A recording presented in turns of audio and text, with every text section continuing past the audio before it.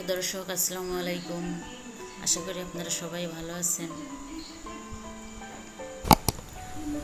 আমি আল্লাহর রহমতে ভালো আছি।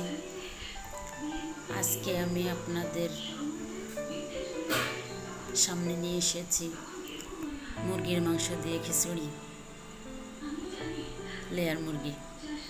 তো আজকের এই রেসিপির জন্য আমি 200 গ্রাম রাইস নিয়েছি এবং 200 গ্রাম মসুরের ডাল।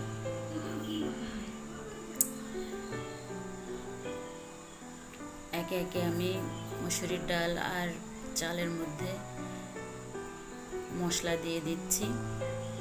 আমি মশলার সাথে যা যা অ্যাড করেছি আজকে: হাফ কাপ পেঁয়াজ কুচি, হাফ টেবিল চামচ রসুন কুচি, হাফ টেবিল চামচ গোটা জিরা, হাফ টেবিল চামচ আদা কুচি, ছোট 1 পিস দারচিনি, 3 পিস লবঙ্গ, এলাচ 2টা, গোলমরিচ 4টা, আর হাফ কাপ সরিষার তেল, লবণ হলুদ পরিমাণ মতো। হলুদটা দিয়েছি হাফ টেবিল চামচ আর লবণটা স্বাদ মতো। এখন এইটাকে খুব ভালো করে মিক্সড করতে হবে সমস্ত উপকরণ দিয়ে, খুব সুন্দর করে। এবং ভাতটা আমি রান্না করব রাইস কুকারে। এখন 2 কাপ পানি দিয়ে দিব। মরিচ দিয়ে দিলাম 4টা শুকনো মরিচ।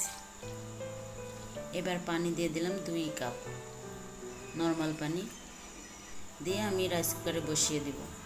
আর মাংস নিয়েছি 400 গ্রাম। তো মাংসটা আমি একদম টকবক গরম পানির মধ্যে দিয়ে, সিদ্ধ ঠিক না, গরম পানির মধ্যে দিয়ে উঠিয়ে নিয়ে পানি ঝরিয়ে নিয়েছি। এখন কড়াইতে হাফ কাপ সরিষার তেল দিয়ে দিয়েছি। তেলটা আপনারা যে কোনো তেল ব্যবহার করতে পারেন, সরিষার তেলই যে দিতে হবে এমন কোনো কথা নেই। এখন এর মধ্যে আমি পেঁয়াজ, হাফ কাপ পেঁয়াজ কুচি দিয়েছি আর তেজপাতা। সোনালি কালার হয়ে আসলে পেঁয়াজটা আমি তার মধ্যে আমার মাংসটা দিয়ে দিলাম, লবণ হলুদ দিয়ে। এখন মাংসটাকে 3-4 মিনিট মিডিয়াম আঁচে ভেজে নিতে হবে। যেহেতু লেয়ারের মাংস একটু নরম থাকে, মাংসটাকে খুব ভালো করে ভেজে নিতে হবে। আমি ভেজে নিয়েছি অলরেডি। এখন বাটা মশলা এর সাথে অ্যাড করব। আর এই বাটা মশলার সাথে আমি যা যা অ্যাড করছি: হাফ কাপ আদা বাটা, হাফ টেবিল চামচ জিরা বাটা, হাফ টেবিল চামচ রসুন বাটা। আর গরম মশলার সাথে যা যা অ্যাড করেছি: 4টা গোলমরিচ, 2টা এলাচ, ছোট 1 পিস দারচিনি আর লবঙ্গ, 2টা লবঙ্গ বেটে নিয়েছি। শুকনো মরিচ দিয়েছি 4টা। এখন বাটা মশলা দেওয়া হয়ে গেছে আমার। আমি এখন এটাকে ভালো করে ভাজি করব, সিদ্ধ করব আর কি মশলাটা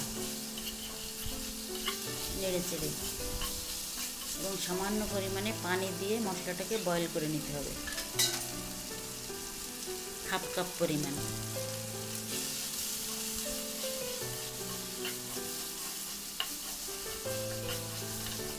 আমি এখনই পানিটা দিয়ে দিব।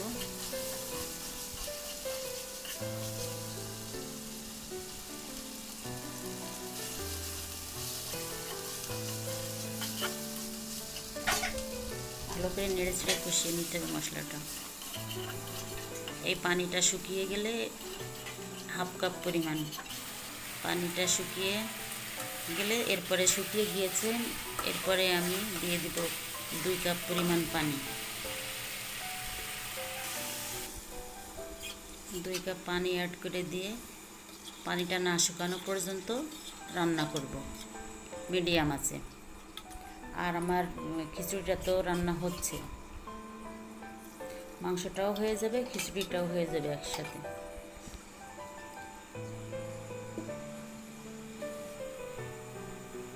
ফিরে আসলাম পানিটা শুকানো শেষ হলে।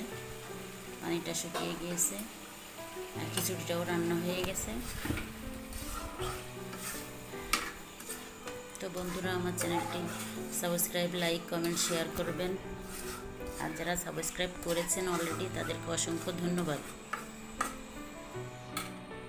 এখন যেহেতু আমার খিচুড়িটাও হয়ে গেছে, এখন খিচুড়িটা একটু নেড়ে চেড়ে এর মধ্যে আমি রান্না করা মাংসটা দিয়ে দিব।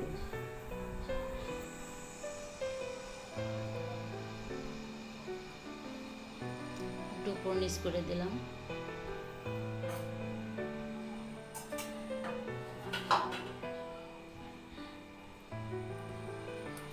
এখন রান্না করা মাংসটা ঢেলে দিচ্ছি।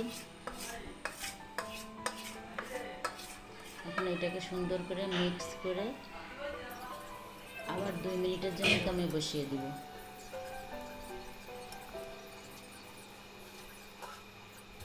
দমে বসিয়ে তারপর পরিবেশন করব। এই আমার আজকের রেসিপি।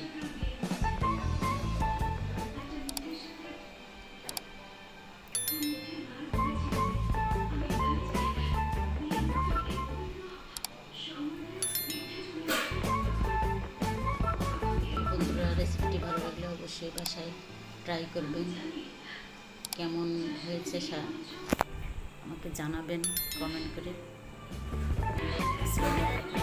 ভালো থাকবেন সবাই।